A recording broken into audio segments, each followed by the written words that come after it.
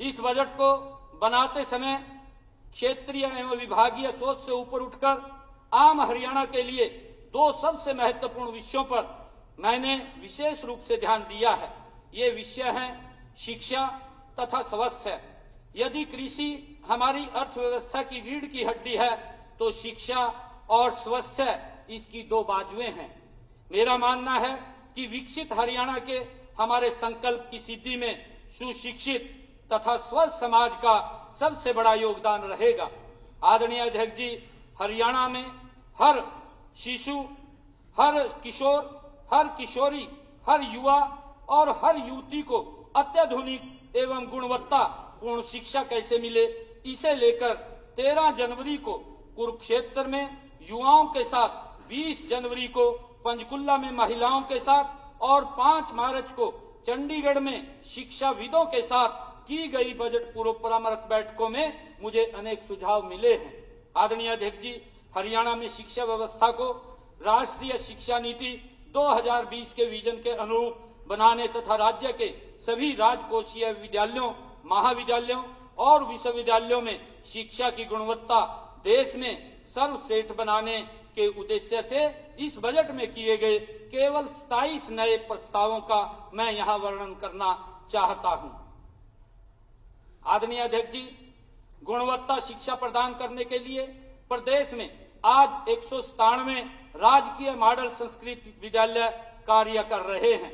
बहु स्थानों से मुझे आम जन की मांग मिलती है कि उनके इलाकों में भी ऐसे विद्यालय खोले जाएं। इसलिए मेरा प्रस्ताव है कि वित्त वर्ष 2025-26 में राज्य में हर 10 किलोमीटर के दायरे में एक नया मॉडल संस्कृत स्कूल खोला जाएगा। इससे डबवाली, नारनौल, नांगल चौधरी, सिवानी, हिसार, भट्टूकला, गुल्ला और पेवा जैसे कई ब्लॉकों के विद्यार्थियों को मॉडल संस्कृत स्कूल में शिक्षा ग्रहण करने का अवसर मिलेगा।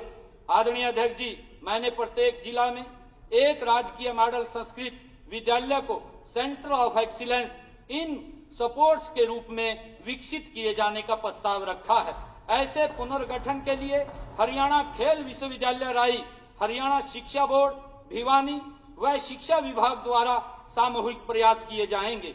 इसी तरह मैंने प्रत्येक जिला में एक राजकीय मॉडल संस्कृत विद्यालय को centre of excellency in skills के रूप में विकसित किए जाने का प्रस्ताव भी रखा है। ऐसे पुनर्गठन के लिए श्री विश्वकर्मा कौशल विश्वविद्यालय पलवल, हरियाणा शिक्षा बोर्ड भिवानी व शिक्षा विभाग द्वारा सामूहिक प्रयास किए जाएंगे।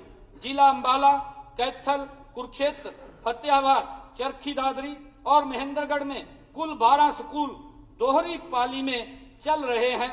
वित्त वर्ष 2025-26 में इन विद्यालयों में आवश्यकतानुसार आधारभूत ढांचा तैयार कर इन्हें एकल पाली में चलाए जाने का मेरा प्रस्ताव है।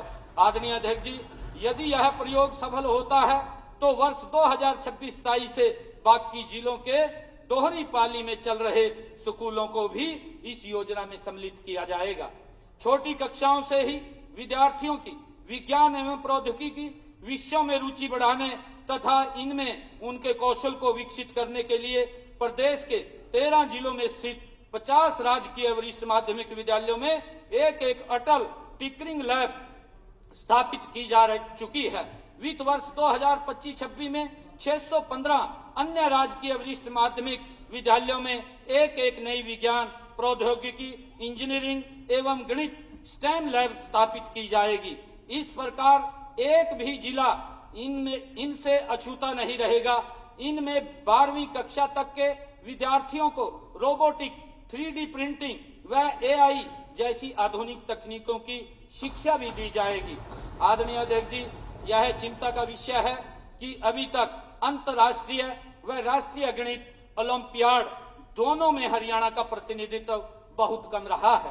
राजकीय विद्यालयों में तो इन प्रतियोगिताओं के बारे में रुचि न के बराबर है। मेरा मानना है कि हमें इन दोनों प्रतियोगिताओं में हरियाणा के प्रतिभावान विद्यार्थियों की भागीदारी सुनिश्चित करनी चाहिए।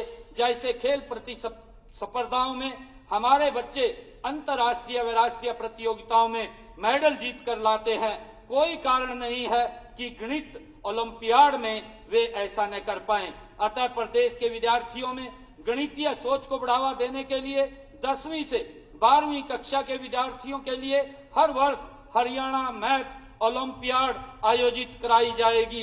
इससे राजकीय और निजी दोनों प्रकार के विद्यालयों में पढ़ने वाले विद्यार्थी भाग ले सकेंगे। माननीय अध्यक्ष जी, इसमें प्रथम, द्वितीय एवं तृतीय स्थान प्राप्त करने वाले विद्यार्थियों को क्रमशः 1 लाख रुपए, 51,000 रुपए तथा 25,000 रुपए की समान राशि प्रदान की जाएगी करने का मेरा प्रस्ताव है। चौथे से लेकर के 100वें स्थान प्राप्त करने वाले सभी विद्यार्थियों के लिए यह राशि 10,000 रुपए होगी। ये आदरणीय अध्यक्ष जी, स्टेम को बढ़ावा देने के ही उद्देश्य से 6ठी से 12वीं कक्षा के मेधावी विद्यार्थियों को इसरो, DRDO तथा भामा परमाणु अनुसंधान केंद्र जैसे तकनीकी संस्थानों का भ्रमण कराया जाएगा ताकि उन्हें उन्नत तकनीकों का प्रत्यक्ष अनुभव मिल सके। आदरणीय अध्यक्ष जी, आज वैश्विक व्यवस्था में अधिक से अधिक भाषाओं के ज्ञान का बहुत महत्व है। इसलिए राष्ट्रीय शिक्षा नीति 2020 के प्रावधानों के अनुरूप वित्त वर्ष 2025-26 में 9वीं तथा 10वीं कक्षा के पाठ्यक्रम में तीसरी भाषा को शामिल किया जाएगा।